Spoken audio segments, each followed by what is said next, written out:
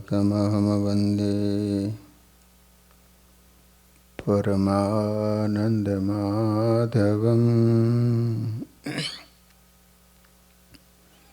बोलो स्वामीनारायण भगवाननी, श्री हरि कृष्ण महाराजनी, श्री राधा कृष्ण देवनी, श्री नरनारायण देवनी, श्री लक्ष्मीनारायण देवनी।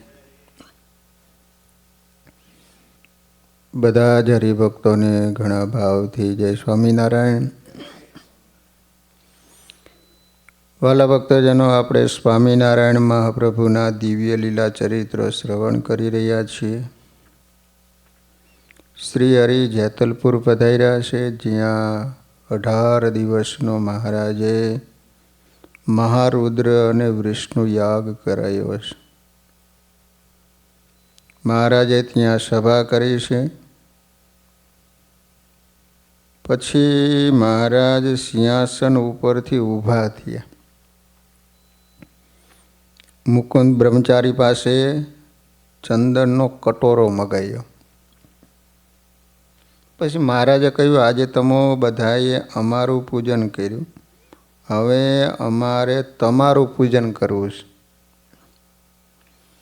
ભક્તની જે ભક્તિ કરતા નથી એમાં કોઈ જાતને મોટપ શોભતી નથી। પછી શ્રી હરિ રામદાસ સ્વામીની, મુક્તમુનિની તથા અન્ય સર્વ સંતોના અંગે અંગમાં કેસર મિશ્રિત ચંદન ચર્ચીને પૂજા કરી લો। ભગવાન પોતાના ભક્તની પૂજા કરે છે। એમને ફૂલના હાર પહેરાવ્યા, હાથે ફૂલના ગજરા બાંધ્યા, માથે ફૂલની ટોપી પહેરાવી। પછી એમના સૌના મહારાજે એક દ્રષ્ટિથી દર્શન કર્યા। પછી બોલ્યા, તમે સર્વે તો અક્ષરધામના મુક્તો છો। તમને જે આ લોકના કેવળ સાધુ સમજે છે તેઓ અજ્ઞાની છે। અક્ષરધામના તમારા દિવ્ય સ્વરૂપનું એમને જ્ઞાન નથી। એટલું કહી શ્રી હરિ એમને સૌને ભેટ્યા। એમના સૌના શરીરે ચોપડેલું ચંદન શ્રી હરિના શરીરે લાગ્યું। તેથી શ્રી હરિ અતિ પ્રસન્ન થયા। પછી શ્રી હરિ એમને કહ્યું કે તમારા ઉપર હું પ્રસન્ન છું, પરંતુ આ લોકમાં જે મોટા હતા એ પણ જીવ ભાવે વર્ત્યા છે। અક્રૂરજી ભગત હાચા અક્રૂર, પણ સ્વયંમંતક મણિના લોભમાં શ્રી કૃષ્ણ ઉપરનું જૂઠું આડ એ ટાળી શક્યા નહીં। બળદેવજીને પણ શંકા થઈ કે શ્રી કૃષ્ણ મણિ લીધો હોય છે, તેથી તેઓ શ્રી કૃષ્ણનો સંગ છોડી અને જનકપુરી ચાલ્યા ગયા। માટે જ્યાં સુધી જીવ ભાવ હશે ને ત્યાં સુધી ભક્ત કહેવાતા હશો તો પણ ભક્તિમાં વિઘ્ન આવશે। માટે જીવને પોતાનું સ્વરૂપ ન માનવું, પરંતુ શુદ્ધ અક્ષરને પોતાનું સ્વરૂપ માનવું, કારણ કે અક્ષરમાં શ્રી હરિ સદા દિવ્ય સ્વરૂપે બિરાજમાન છે। અક્ષરના સંબંધે જીવનો દેહ ભાવ ટળે છે। માટે અમારી આપેલી આજ્ઞામાં સૌ વર્તજો।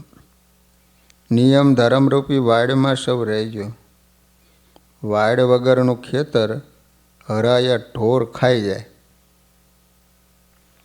વાડ હોય અને ખેતરને હાચવનારું ન હોય તો પાક પંખી ખાઈ જાય। મન અને ઇન્દ્રિયો એ પંખી રૂપી છે। માટે સંતના સંબંધે સત્સંગ કરતાં કરતાં અંતરમાં જાણપણું આવે છે અને આત્મા બળવાન બને છે। પછી ઇન્દ્રિયો, અંતઃકરણ, આત્મા ભેળા ભળવા આવી શકતા નથી। અમારે તો સંકલ્પ એટલો જ છે કે હરિભક્તોને બ્રહ્મરૂપ થાય તે માટે અમારું વિચરણ છે। અમારી પ્રવૃત્તિઓ છે, અમારા ચરિત્રો છે, અમારા સંતો પણ એ જ ઉદ્દેશ લઈને ફરે છે. શ્રી હરિની વાતમાં આત્યંતિક કલ્યાણની, અંતિમ મોક્ષની છેલ્લી વાત હતી. પુણ્ય કર્મો કરી સ્વર્ગે જવું અને પુણ્ય ક્ષીણ થયા પછી પાછું જન્મ મૃત્યુના ચક્રાવમાં પડવું એ જીવનનું લક્ષ્ય ન કહેવાય. વળી પ્રકૃતિની અંદર રહેલા બીજા અનેક ધામો તે પણ પ્રાકૃત પ્રલયમાં તો નાશ થઈ જવાના. એટલે એમાં પણ પ્રાકૃત પ્રલયને અંતે વળી ઉત્પત્તિ કાળે ફરી જન્મવાનું થાય અને ફરી મોક્ષ માટેની સાધના કરવાની રહે. જ્યારે આ સમયે તો પ્રકૃતિ પુરુષથી પર જે અક્ષરધામ એના અધિપતિ પોતે સ્વયં પધાર્યા છે. પ્રકૃતિથી પર પોતાના દિવ્ય અક્ષરધામમાં પોતાના ભક્તોને ગતિ કરાવવાનો એમને સંકલ્પ હતો. એ સંકલ્પની સિદ્ધિ એ જ અંતિમ મુક્તિ છે. મનુષ્ય જીવનનું ધ્યેય પણ આ લક્ષ્ય સિદ્ધ કરવા માટેનું જ હોય છે. બીજે દિવસે વહેલી સવારે શ્રી હરિએ મોહોલ ઉપર ફલી સભા કરી. જેતલપુરમાં દેવ સરોવરને કિનારે મોહોલ છે. આજે પણ એમને એમ પ્રસાદીનો છે. આગલા દિવસની એકાદશી હતી, તેથી બારસના પારણા માટે હરિભક્તો પોતપોતાની સ્થિતિ અને શક્તિ પ્રમાણે મહારાજ માટે થાળ લાવ્યા હતા. કોઈના થાળ સોનાના, તો કોઈના રૂપાના, તો કોઈના કાંસાના, પિત્તળના કે તાંબાના. વાનગીઓ પણ અદ્ભુત. સભાને છેડે દૂર બેઠેલો એક જીવણ ભગત આ બધું એક નજરે જોઈ રહ્યો હતો. એના હાથમાં થાળ પણ હતો, પરંતુ થાળી તૂટેલી ખોબાવાળી હતી. એના દીદાર જ એવા હતા કે તે જોઈને તે હાથમાં લેવાનું મન જ ન થાય. જીવણ ભગત ગરીબ પણ પ્રેમી ખરા. બીજા તો શ્રીમંત શેઠિયાઓ એ તો સોનાની થાળીમાં થાળ લાવેલા. વળી તે ઉપર મેલું મહોતા જેવું કપડું ઢાંકેલું હતું. અંદર શું હશે એ તો એ ભગત જ જાણે. પણ આજુબાજુ બેઠેલા હરિભગત એના થાળને ઉપર વીટેલા મેલા કપડાં જોઈ એને વારંવાર કહેતા હતા, ભાઈ તે રાખો બેને, આ તારું લુગડું ગંધાય છે. જીવણ ભગતને મનમાં અત્યંત નિરાશા ઉત્પન્ન થઈ. 18 દિવસથી મહારાજ માટે રોજ થાળ બનાવરાવતો, પરંતુ બીજાની ભારે ભારે વાનગીઓ જોઈ તે અચકાતો. અંતે થાળી એમને એમ એના ઝૂંપડામાં લઈ આવતો. આજે એને બધી હિંમત ભેગી કરી મહારાજ પાસે જવાનું નક્કી કર્યું હતું, પરંતુ ભક્તોના આ શબ્દો સાંભળી એને થયું કે મહારાજ પાસે આવી તદ્દન નિર્માલ્ય વસ્તુ આવી ફૂટેલ થાળીમાં ન લઈ જવાય. એ ધીરે રહીને ઉઠ્યો. એના અંતરમાંથી એક ભારે નિશ્વાસ બહાર નીકળી ગયો. કોણ જાણે, પણ એ ઊનો નિશ્વાસ મહારાજ સુધી પહોંચી ગયો. મહારાજની એના ઉપર દ્રષ્ટિ પડી ગઈ. મહારાજે બાજુમાં ઊભેલા પાર્ષદને કહ્યું, પેલા ગરીબ હરિભગત હાથમાં થાળી લઈને ઊભા છે ને, એને અમારી પાસે લઈ આવો. પાર્ષદ એકદમ જીવણ ભગત પાસે આવ્યો. એને કહ્યું, ભગત તમને મહારાજ બોલાવે છે. એટલે જીવણ ભગતના અંતરમાં હામ આવી. તે પાર્ષદની પાછળ મહારાજ પાસે જવા લાગ્યો. સભામાં સૌ આ ચિત્રે હાલ ભગતને મહારાજ પાસે જતો જોઈ રહ્યા. પાર્ષદે પાછા વળીને કહ્યું, એલા આ હાથમાં શું લીધું? જીવણ ભગત કહ્યું, મહારાજ માટે થાળ બનાવ્યો છે. તે જોઈ પાર્ષદે કહ્યું, ખબરદાર, જો મહારાજને થાળ આપ્યો છે તો આવા મેલા વસ્ત્રે ઢાંકેલી તૂટેલી થાળીમાં તે કેવી વાનગી છે? મહારાજને આવું ન અપાય. નહીં આપું બાપા, નહીં આપું. મહારાજના ચરણ સ્પર્શ કરીને પાછો વળી જઈશ. જીવણ ભગત મહારાજ પાસે આવ્યા, પરંતુ પોતાની પાસેનો થાળ એને પાછળ સંતાડી રાખ્યો. મહારાજના ચરણ સ્પર્શ કરવા એને થાળ નીચે મૂક્યો, એટલે મહારાજે તરત થાળ લઈ લીધો. જીવણ ભગત આર્દ્ર ભાવે આ જોઈ રહ્યો. એને કહ્યું, મહારાજ આપે ન જમશો? એમાં તો મઠનો રોટલો અને પોપાથરીની ભાજી છે. ભાજીમાં પણ હવે જ મસાલો નથી. આપને માટે ભારે ભારે થાળ આવ્યા, એ જમો. આપે થાળી પ્રસાદીની કરી એ મને પાછી આપી દો. જીવણ ભગત બોલતા રહ્યા. મહારાજે થાળી ઉપરથી મેલું કપડું ઉપાડ્યું, ઊંઘ્યું અને પછી પોતાની બાજુમાં મૂક્યું. થાળીમાં અડધો કાચો મઠનો રોટલો હતો. બ્રહ્માનંદ સ્વામી જિજ્ઞાસાથી આ બધું જોઈ રહ્યા હતા. મહારાજે રોટલો ભાંગ્યો અને જીવણ ભગતને કહ્યું, ભગત, મોટા ભક્તોના મેવા મીઠાઈઓ કરતાં તમારો આ રોટલો મને વધારે મીઠો લાગે છે. એમ કહીને એમને રોટલાનું બટકું મોંમાં મૂક્યું અને જીવણ ભગતના અંતરમાં શાંતિનો શેરડો પડ્યો. ભક્તોએ શ્રીહરિના કપાળને ચંદનથી ચર્ચિત કર્યું હતું. પુષ્પમાળાઓ પહેરાવી હતી. ઉષાના કોમળ કિરણો શ્રીહરિના મુખારવિંદ ઉપર પડતા હતા. શ્રીહરિનું એવું શોભાયમાન મુખારવિંદ ભગતના ભક્તિભાવનો મઠનો રોટલો જમતા વધુ દેદીપ્યમાન બની ગયું હતું. જીવણ ભગતની આંખોમાંથી આંસુ ચાલવા લાગ્યા. સ્નાતમ ચંદન ચર્ચિતમ નિજજને પુષ્પસ્રજાલમ કૃતમ પ્રાત સૂર્યમયોક સેવિત મુખમ શ્રીચંદ્રશાલોપરી ધૃત્વારોટકમેક પાણીતલકે પંક્ત્વાન્યસ્તેન તમ પુંજાનમ પ્રવિલોક્ય સેવકગણાન વંદે સદા સ્વામિનમ. બ્રહ્માનંદ સ્વામીએ જોયું કે મહારાજા ભગતના અપૂર્વ ભક્તિભાવથી પ્રસન્ન થઈ ગયા. આખો રોટલો જમી જશે. રોટલો કાચો પાકો છે, એથી પેટમાં દુખશે. એમણે યુક્તિ કરી. એમણે મહારાજને કહ્યું, મહારાજ, આટલી મોટી સભા સમક્ષ આપ એકલા જમો ને એ ઠીક ન કહેવાય.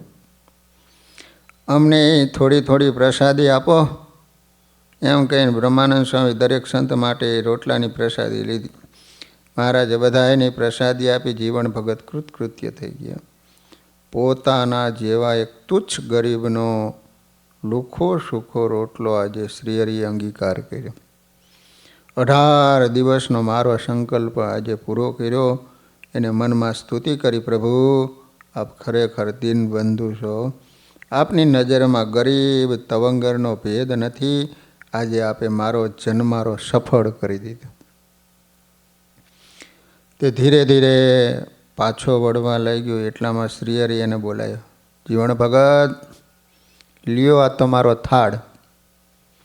એમ કહી નાના ભાઈને મહારાજે કહ્યું, આ ભગતને 10 શેર સાકર આપજો. જીવણ ભગતને 10 શેર સાકર કરતાં પણ શ્રીહરિના શબ્દો મીઠા લાગ્યા. તે શ્રીહરિને ફરી પ્રણામ કરી નીચે ઉતરી ગયા. મહારાજે બ્રહ્માનંદ સ્વામીને કહ્યું, સ્વામી, તમે જાણો છો 18 દિવસથી બિચારો થાળ બનાવતો હતો. રોજ મેવા મીઠાઈના સારા સારા થાળ જોઈ સંકોચ પામી એનો થાળ પાછો લઈ જતો હતો. આજે એનો સંકલ્પ બળવાન હતો, પરંતુ બારસના પારડાના ભારે ભારે થાળ જોઈ એ નિરાશ થઈ ગયો. એને નિશ્વાસ મૂક્યો એ અમારી સુધી પહોંચી ગયો હતો. એનો થાળ આરોગવા જ અમે એને બોલાવ્યો. બ્રહ્માનંદ સ્વામી હાથ જોડી દીધા. એને કહ્યું, મહારાજ, આપની દ્રષ્ટિમાં સદા આવા જ ભક્તો રહે છે. એની અંતર્ગત ભક્તિનો ભાવ બીજા કેમ કરી શકે? મહારાજ પ્રસન્ન હતા.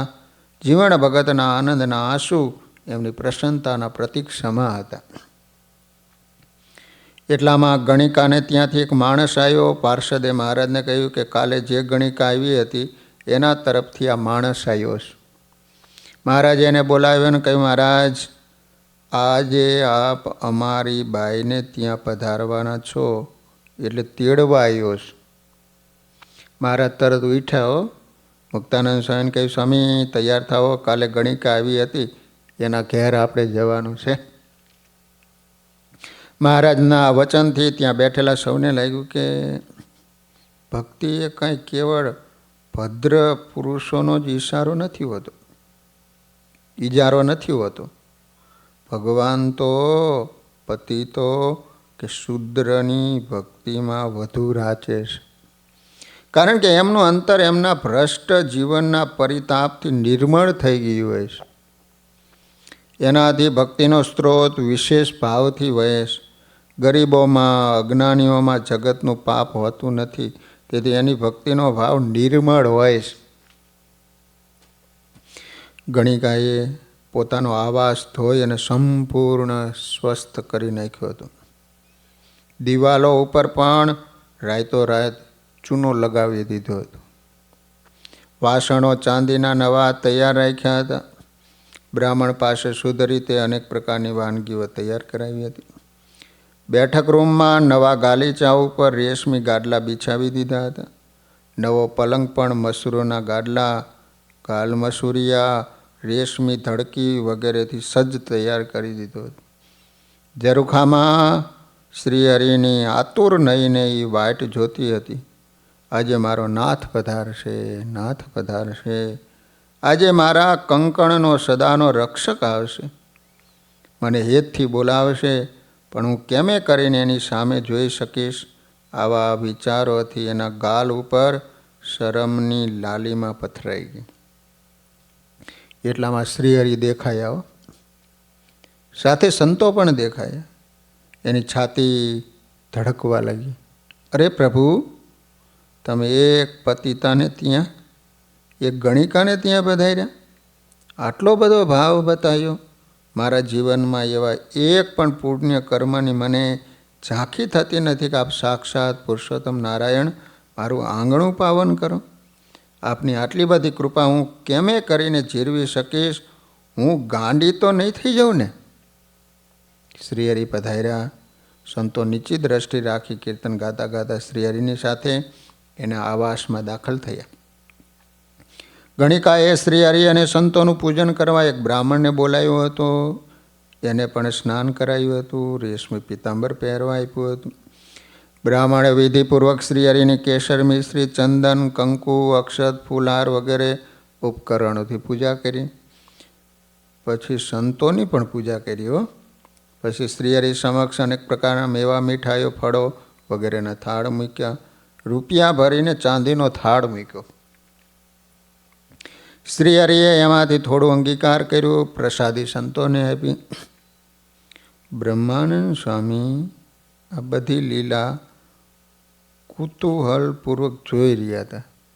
આ બધું નાટક બ્રહ્માનંદ સ્વામી જોયા કરે કે ગજબ ના હે ભગવાન. પણ શ્રીહરિ જાણે પોતાને ઘેર જ પધાર્યા હોય એવી રીતે બ્રાહ્મણ પૂજારીને સૂચના આપી જતા હતા.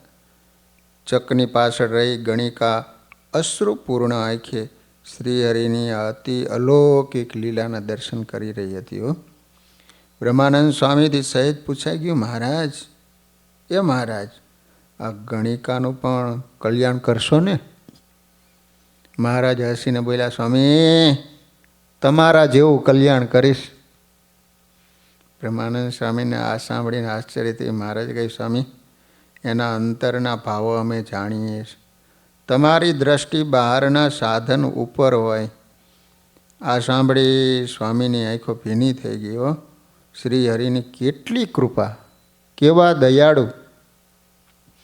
આજે તો અક્ષરધામ બક્ષિસ આપી દેવા પધાર્યા છો.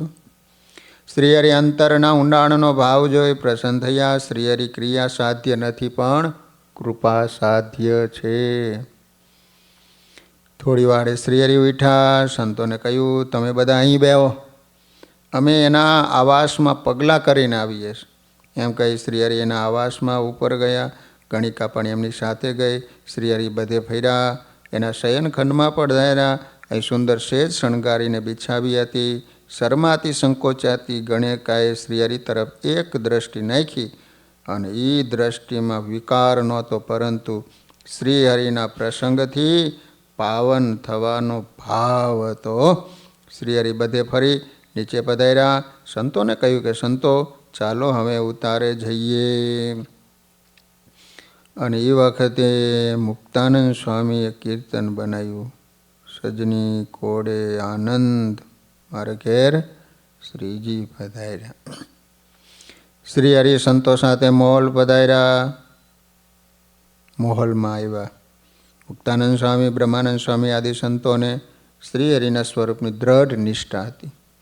એના સ્વરૂપના સંપૂર્ણ દિવ્ય ભાવ હતો. એમની દરેક ક્રિયા ચરિત્ર એમને દિવ્ય દેખાતા. કુબજાને ઘેર ભગવાન શ્રી કૃષ્ણ પધાર્યા, અને ઉદ્ધવજી નિસંશય રહીને બહાર બેસી રહ્યા. લો, એ પ્રસંગનું રહસ્ય એમને ખૂટી ખૂટીને પીધું હતું. ને કદો સંશય થાય ને કે વૈશ્યના રૂમમાં ગયા ભગવાન. એ જ રીતે ભગવાન જ્યારે કુબજાના ઘરે ગયા તો ઉદ્ધવજીને બહાર બેવાર્યો. કૃષ્ણ ભગવાન કુબજાને સાથે ગયા. પણ એને ભગવાનનો મહિમા હતો. ભગવાન તો દિવ્ય છે. શ્રી કૃષ્ણની ગોપીઓ સાથેની રાસલીલા, ચિરહરણ લીલા, આ લીલાનું આધ્યાત્મિક રહસ્ય એમના અંતરમાં ઉતરી ગયું હતું. શ્રીહરિના સમગ્ર ચરિત્રો કેવળ કલ્યાણકારી જ છે એવી ભાવનાથી દ્રઢ ગાંઠ એમના અંતરમાં સ્થિર થઈ ગઈ હતી. એ ભાવનાથી જ એમણે શ્રીહરિની લીલાના પદો રચ્યા છે. જેતલપુરનો યજ્ઞ પૂરો થયો. શ્રીહરિએ વામ માર્ગનું ખંડન કર્યું. હિંસક યજ્ઞો વેદ વિરુદ્ધ છે એવું બ્રાહ્મણો પાસે પ્રતિપાદન કરાયું. એટલું જ નહીં, પોતે એવા અહિંસક યજ્ઞો કરવાની શરૂઆત પણ કરી દીધી. વામ માર્ગીય બ્રાહ્મણો હિંસામય યજ્ઞો કરાવે. માંસ અને મદિરાનું પાન કરી બધા મ્લેચ્છ સમાન છે એવું પણ શાસ્ત્ર આધારે પ્રતિપાદન કરાય. આથી વામ માર્ગી બ્રાહ્મણો રોષે ભરાયા. એમણે આ વાત અમદાવાદમાં મરાઠા સુબા વિઠ્ઠલરાવ બાલાજીને પહોંચાડી. વામ માર્ગે વિઠ્ઠલરાવને પોતાના જ મતનું ખંડન કરનાર સ્વામિનારાયણ ઉપર વધારે રોષ થયો. એને શ્રીહરિને પકડી લાવવા માટે એક ટુકડીને જેતલપુર જવા રવાના કરી. શ્રીહરિએ જમ્યા પછી સભા કરી. આજે જેતલપુરથી પોતે વિદાય થવાના હતા. જેમણે જેમણે આ યજ્ઞમાં સેવા કરી હતી એને આશીર્વાદ આપતા હતા. પોતાની પ્રસન્નતાના ભાવથી એમનું અંતર ભરી દેવું હતું. યજ્ઞમાં ગંગામાની સેવા મુખ્ય હતી. યજ્ઞમાં સામગ્રીઓ આવી, પરંતુ ધનની પણ જરૂર પડી હતી. બ્રાહ્મણોને, આચાર્યોને, વરુણોને તમામને દક્ષિણા આપવા માટે એ બધું ધન ગંગામાએ આપ્યું હતું. એમની સાથે સેવામાં દામોદર હતા, અસલાલીના અમીનો, એમજ ગામડી, ચોસર, કણભા વગેરે ગામના હરિભક્તો પણ સેવામાં અખંડ હતા. વેલાલના જયસિંહભાઈ યજ્ઞ અંગે જે કામકાજ હતું એમાં મુખ્ય હતા. કૌકા ગામના હરિભક્તોએ ઘઉં આપ્યા હતા. દંડાવીના ભક્તો ઘી લાવ્યા હતા. તે ઉપરાંત ચોખા, દાળ વગેરે પણ હરિભક્તો ગાડા ભરીને લાવ્યા હતા. શ્રી હરિએ એમને કહ્યું હતું કે જે પૈસા થશે એ અમે આપી દઈશું, પરંતુ હરિભક્તોએ આ અમૂલ્ય સેવાનો લાભ લઈ લીધો. શ્રી હરિને પ્રસન્ન કરી દીધા. અમદાવાદમાં સુબાના ફૂલના બાગો હતા. તેમાંથી માળીઓ રોજના હજારો હાર બનાવીને મોકલતા. છૂટા પુષ્પો પણ ઘણા મોકલતા. વેલાલ અને કણભાના હરિભક્તોએ ગાડા ભરીને લાકડા મોકલાયા હતા. ભંડાર ઉપર સંતોની ચોકી હતી. સંઘની ચોકી ક્ષત્રિય ભક્તો કરતા હતા. સૌ હરિભક્તો યજ્ઞની સેવામાં તન્મય બની ગયા હતા. મયારામ ભટ્ટ મુખ્ય યજમાન હતા. એમને શ્રી હરિએ સોનેરી તારવાળી પાઘડી બંધાવી, બીજાને આશીર્વાદ આપ્યા, કોઈના ઉપર પ્રસન્નતાથી દ્રષ્ટિ કરી. શ્રી હરિએ સભામાં સૌને કહ્યું, આપણો યજ્ઞ નિર્વિઘ્ને થઈ ગયો. તમે સૌએ સેવા કરી તો અહિંસક યજ્ઞનો દિગ્વિજય થઈ ગયો. વામ માર્ગીઓ પાછા પડ્યા. તેમને વિઘ્ન નાખવાના મનસુબા હતા, અધૂરા રહ્યા. ત્યારે સૌ હરિભક્તો હાથ જોડીને કહ્યું, મહારાજ, એ તો આપનો જ પ્રતાપ, નહીં તો આ વામ માર્ગી બ્રાહ્મણોના રાજ્યમાં આવો અહિંસક યજ્ઞ થઈ શકે જ નહીં. શ્રી હરિ ત્યાંથી નીકળી અને ગામડી ગામે પધાર્યા. સંઘના હરિભક્તો પણ પોતપોતાના ગામે જવા નીકળી ગયા. એટલામાં એમને અમદાવાદના ગાયકવાડી મરાઠા સુબા વિઠ્ઠલરાવ બાલાજીની લશ્કરી ટુકડી હામી મળી. તેમણે એમને પૂછ્યું, તમે ક્યાંથી આવો છો? એમણે કહ્યું, જેતલપુરમાં સ્વામિનારાયણ ભગવાને મહારુદ્ર અને વિષ્ણુ યાગ કર્યો હતો, અમે ત્યાં સૌ ગયા હતા. કાલે યજ્ઞની પૂર્ણાહુતિ થઈ ગઈ એટલે અમે બધા અમારે ગામ પાછા જઈએ છીએ. હરિભક્તો એવું કીધું. આ સાંભળી ટુકડીનો સરદાર ધુઆ પુઆ થઈ ગયો. એણે પૂછ્યું, તમારા સ્વામિનારાયણ ક્યાં છે? સંઘના ભક્તો સમજી ગયા. એને કહ્યું, સ્વામિનારાયણ ભગવાન તો જેતલપુરથી નીકળી ગયા, ક્યાં ગયા એ અમે જાણતા નથી. લશ્કરી ટુકડીનો સરદાર જાણતો હતો કે સ્વામિનારાયણ પાસે રોજો ઘોડો છે, કાઠી અસવારો છે, મોટા સૈન્યને પૂરા પડે એવા બળિયા પાર્ષદો છે. એના મુઠ્ઠીભર માણસોથી હવે એમનો પીછો પકડવાનું બને તેમ ન હતું. તે ત્યાંથી અમદાવાદ જવા પાછો નીકળી ગયા.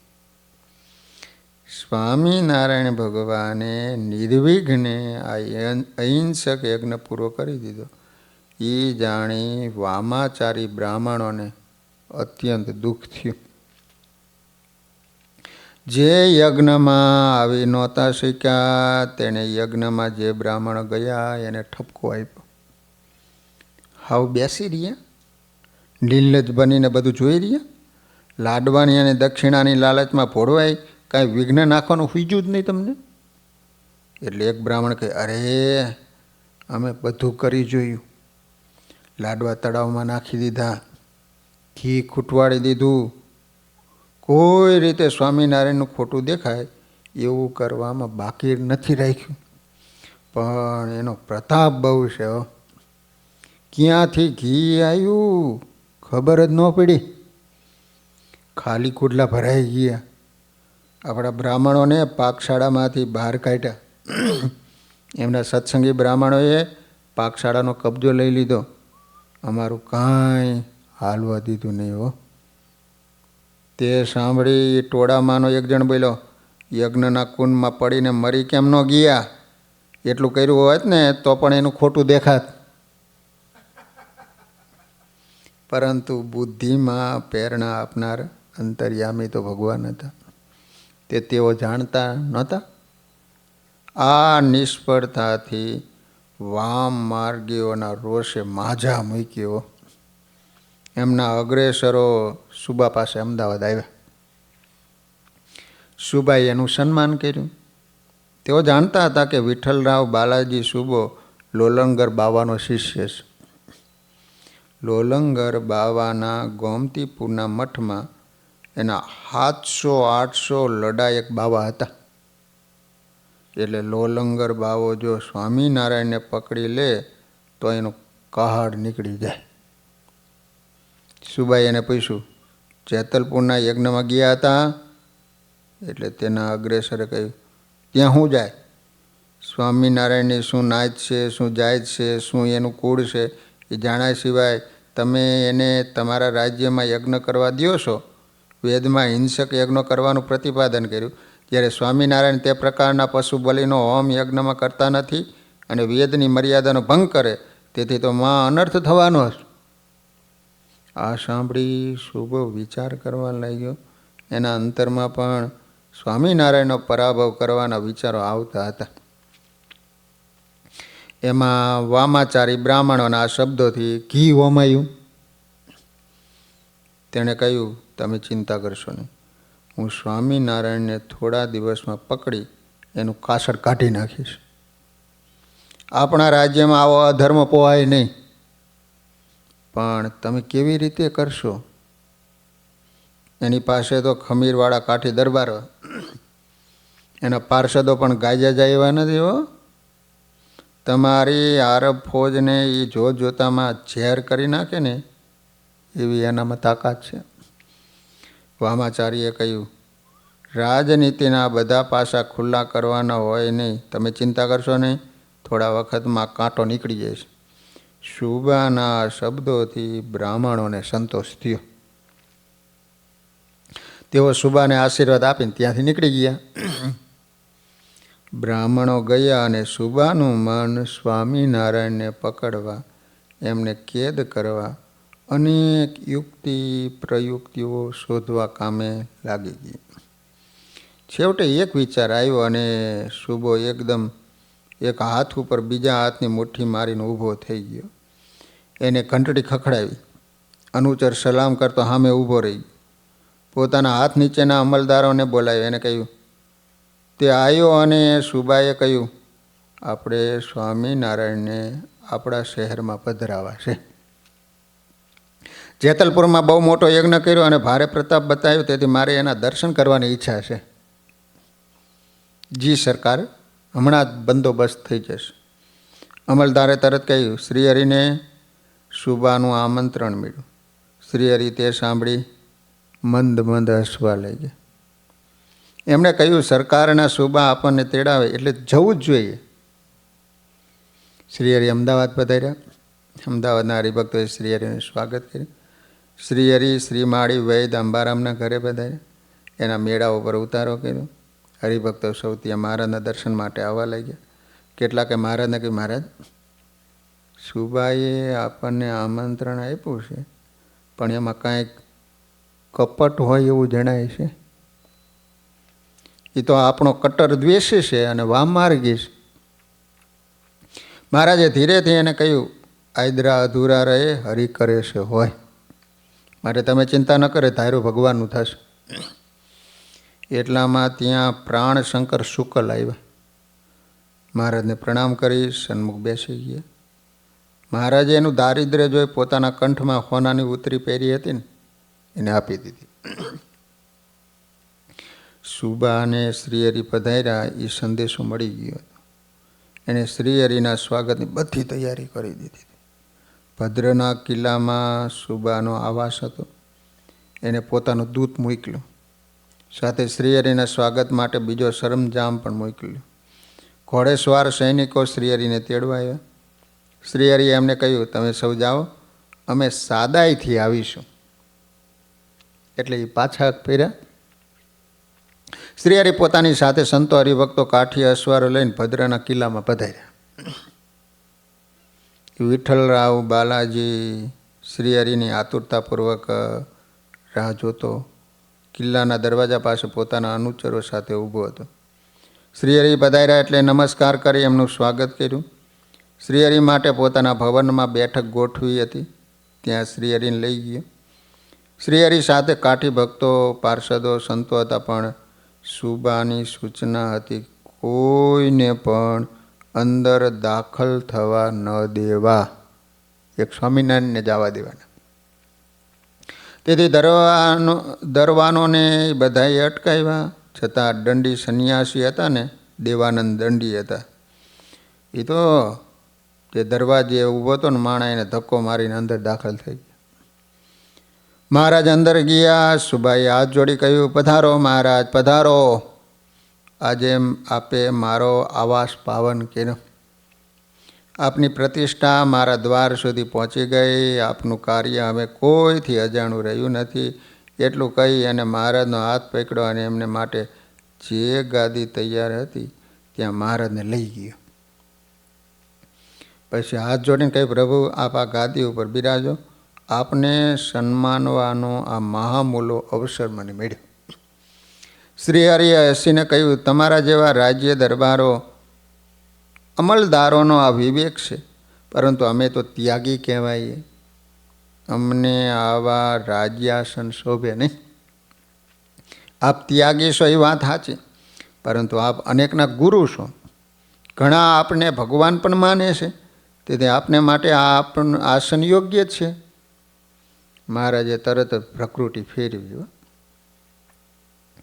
વિઠ્ઠલરાવ, તમને તો ખ્યાલ નહીં હોય, પણ ભગવાનની ગાદી અચળ હોય, સ્થિર હોય, તે કદી ડગતી નથી. એટલું કહીને મહારાજે ગાદી ઉપર પોતાના હાથમાં પકડેલી લાકડી જોરથી દબાવી.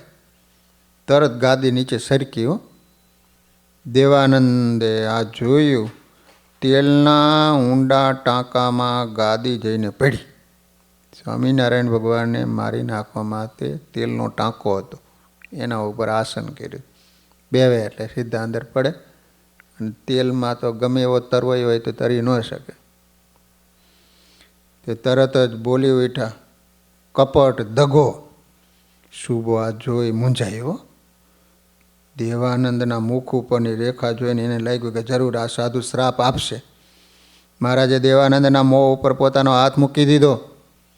શુભો વિલો પડી ગયો, એનું કપટ ઉઘાડું પડી ગયું. એને નહોતું જાણ્યું કે તે ભગવાન સાથે કપટ રમી રહ્યો હતો. એના ક્ષોભથી તે ધૂધવાયો. શ્રીહરિની શાંત મુખ મુદ્રાએ એને વધુ પરાસ્ત કર્યો. એની વાણીએ વિવેક ગુમાયો. તમારું કુળ, નાયત, જાત કોઈ જાણતું નથી, છતાં અમારા રાજ્યમાં તમે યજ્ઞ કરી અવૈદિક કાર્યો કરી રહ્યા છો, એમાં રાજ્યનો દ્રોહ છે. બોલો, ઉપર જાતો ખીજાવ માંડે સ્વામિનારાયણ ઉપર. અમે કૌશલ દેશના સર્વરિયા બ્રાહ્મણ શ્રી સ્વામિનારાયણ ભગવાન કે. અમારા પિતાનું નામ ધર્મદેવ છે, માતાનું નામ ભક્તિદેવી છે. અમે વેદોક્ત કાર્યો કરીએ અને વેદ ધર્મનું સ્થાપન કરીએ. અમારી નાયત, જાત, કુળ, કુટુંબ બધું જ લોકો જાણે. શ્રીહરિએ શાંતિથી કહ્યું. છતાં ભગવાન તો શાંત જ છે. દેવાનંદ સ્વામીની ધીરજ હવે રહી નહીં. એમને તો ડટ્ટન પટ્ટન કરી નાખવાનો સંકલ્પ કરી લીધો. અમદાવાદને આખું નાખી દઉં. શુભા તરફ એવી રીતે ફર્યા કે હમણાં જાણે સત્તા ઉથલી પડશે. શ્રીહરિ અને વાયરા એમને કહ્યું, કોઈના પતનમાં આપણે નિમિત્ત ન બનવું. ભગવાને જે ધાર્યું છે એ થશે. દેવાનંદ સ્વામી ધ્રુજતા હતા. એમનો ક્રોધ એમના રોમે રોમમાં પ્રસરી ગયો હતો. શ્રીહરિના સ્પર્શે તેઓ શાંત થયા. શુભાએ કહ્યું, તમારી બધી જ વાત મિથ્યા છે. અમારા પંડિતોએ તમારા વેદ વિરુદ્ધ આચરણ જોયા છે. તમને મારો હુકમ છે, તમારે અમદાવાદમાં પ્રવેશવું નહીં. હવે અમદાવાદમાં નહીં આવવાનું તમારે. શ્રીહરિ સાંભળી રહ્યા. એમને કહ્યું, ભલે, રાજ્યની આજ્ઞા અમારે માથે ચડાવવી જોઈએ, પરંતુ ક્યાં સુધી ન આવવું એ કહીશો. સુબાએ તરત કહ્યું, અમારું રાજ્ય હોય ત્યાં સુધીનું ફરમાન છે. હમણાં ઈડરિયા દરવાજે તો તમે શહેરની બહાર નીકળી જાઓ, બીજા બધા દરવાજા તમારા માટે બંધ છે. મારા દેવાનંદ સંન્યાસીની સાથે ત્યાંથી બહાર નીકળી ગયા. કિલ્લાની બહાર સંતો, હરિભક્તો, કાઠી, અશ્વારો, પાર્ષદો ઊભા હતા. દેવાનંદ સ્વામીની મુખ મુદ્રા જોઈ તે સૌ કાંઈક અનિષ્ટ બન્યું છે માપી ગયા હરિભક્તો. દેવાનંદ સ્વામીની પાસેથી હકીકત જાણવા મળી. કાઠી અસવારો અને પાર્ષદોએ કેળે હાથ નાખ્યો. મહારાજે કહ્યું, આપણને સુબાનું ફરમાન છે, માટે આ શહેરમાંથી નીકળી જાય. ત્યાંથી જેતલપુર જેવા દક્ષિણાદે દરવાજે ગયા, પણ ત્યાં દરવાણીએ અટકાવ્યા. એમણે કહ્યું, ઈડરિયા દરવાજેથી તમારે બહાર નીકળવાનું છે. બીજા બધા દરવાજા તમારા માટે બંધ છે. છતાં મહારાજ શ્રીપુરના 11 દરવાજા હતા, ત્યાં બધે ગયા. દરવાનોને દર્શન દીધા અને પછી ઈડરીય દરવાજે પધાર્યા. અહીંથી મહારાજ અમદાવાદ શહેરની બહાર નીકળી ગયા. રસ્તામાં એક પ્રેમી હરિભગત મળ્યા. એને બરફીની માટલી આપી. મહારાજે અશ્વ ઉપર બેઠા બેઠા તે હાથમાં લઈ લીધી. મહારાજે સાથેના સંતો હરિભક્તોને કહ્યું, આપણે મોટેરા જઈએ. બાજુ મોટેરા ગામ છે ને, ત્યાંના હરિભક્તો ખૂબ ભાવિક છે. ત્યાંથી સંઘ મોટેરા ઉમટ્યો. અહીંના હરિભક્તોએ મહારાજને સુંદર ઉતારો આપ્યો. સંઘના સંતો હરિભક્તો માટે પણ યોગ્ય વ્યવસ્થા કરી. હરિભક્તોએ રસોઈની વ્યવસ્થા કરી દીધી. થોડી વારમાં રસોઈ તૈયાર થઈ. મહારાજ માટે થાળ તૈયાર થઈ ગયો. મહારાજ જેમાં પછી સૌ હરિભક્તોને જમાડ્યા. જેમાં પછી સૌ મહારાજ પાસે આવ્યા. ભદ્રમાં શું બન્યું હતું એ જાણવા સૌ ઉત્સુક હતા. દેવાનંદ સ્વામી બધી હકીકત કહી. તે સાંભળી સંતોએ કહી, મહારાજ, અમદાવાદનો સૂબો બહુ જ દ્વેષી છે. સંતોનો એ દ્રોહ કરે છે, પણ આપનો પણ એ દ્રોહ કર્યો. સૂર્ય ચંદ્રાદિક દેવતાઓ, નાના મોટા ભગવાનો આ બધું કેમ સહન કરી રહ્યા છે? મહારાજે કહ્યું, આપણે આપત્તિમાં હંમેશા ધીરજ રાખવી. આવો સમય સદાકાળ રહેવાનો નથી, માટે ભગવાનની મરજીમાં આપણે રાજી રહેવું. તો હવે અમદાવાદમાં આપણે જવાનું નહીં. સંતોએ પૂછ્યું, અનુકૂળ સમય આવશે ને ત્યારે જવાય છે.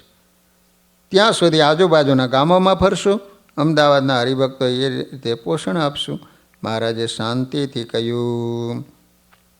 મહારાજે પછી સૌ સંતોને કહ્યું, આપણે જેતલપુરમાં વેલાલના જયસિંહભાઈએ વેલાલ આવવાનું આમંત્રણ આપ્યું હતું, માટે આપણે અહીંથી હવે વહેલાલ જઈએ. શ્રી હરિ સાથે મુક્તાનંદ સ્વામી, બ્રહ્માનંદ સ્વામી, મહાનુભાવાનંદ સ્વામી, વાસુદેવાનંદ બ્રહ્મચારી વગેરે સંતો હતા. તો હવે મહારાજ વેલાલ પધારશે. સહજાનંદ સ્વામી મહારાજની જય.